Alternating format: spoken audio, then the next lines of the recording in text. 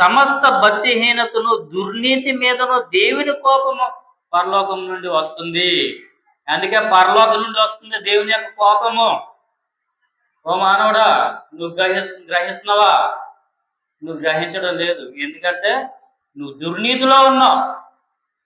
నీతిగా ఉంటే నీకు అన్ని జ్ఞానము దేవుడు నీకు ఇస్తాడు, కానీ నువ్వు దుర్నీతిలోనే ఈ లోకంలో నడుస్తున్నావు కాబట్టి నువ్వు జ్ఞానహీనుడు అవి ఉన్నావు. కాబట్టి నీకు ఎక్కడి నుండి వస్తుంది శాపము?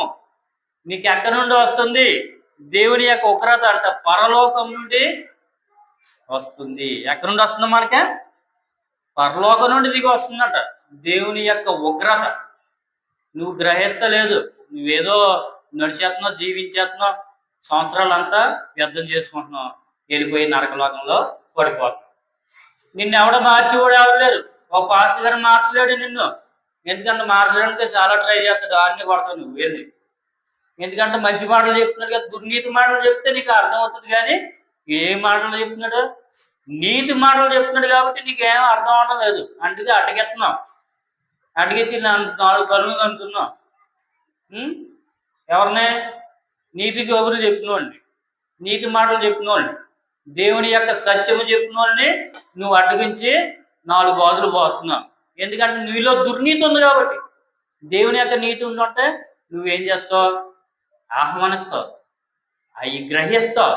కానీ నీకులేముంది? బుర్రలేదు, జ్ఞానం లేదు నీకు. ఇంకా ముందర చదువుకుంటే నీకు చక్కనైన మాటలు అపోస్తలుడైన పౌలు చెప్పడం జరుగుతుంది. నేను కాదు, ఎవరు చెప్తున్నారండి?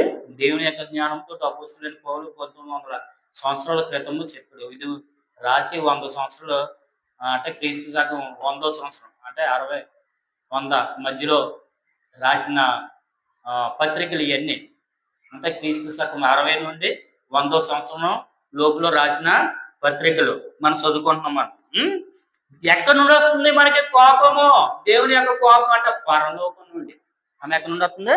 అందుకే మనకి గ్రోతింగ్ లేదు. మనకి ఏం లేదండి, గ్రోతింగ్ లేదు. ఎక్కడ ఉన్న వాళ్ళు అక్కడ ఉంటున్నాం. మన పిల్లల్లో గ్రోతింగ్ లేదు, మనలో గ్రోతింగ్ లేదు. మన తాతలు ముత్తాతల నుండి మనం ఒకలాగా ఉంటున్నాం. కాబట్టి ఎందుకనగా దేవుని గూర్చి తెలియ సత్యమైనది ఏదో అది వారి మధ్య విశదమై ఉన్నది. ఆల్రెడీ దేవుడు చెప్పేస్తున్నాడు ఎప్పుడు నుండో. దేవుడు, మానవుడా, నీ యొక్క నడక నడవడి ఎన్ని మార్చుకో, నువ్వు నీతిగా ఉండు,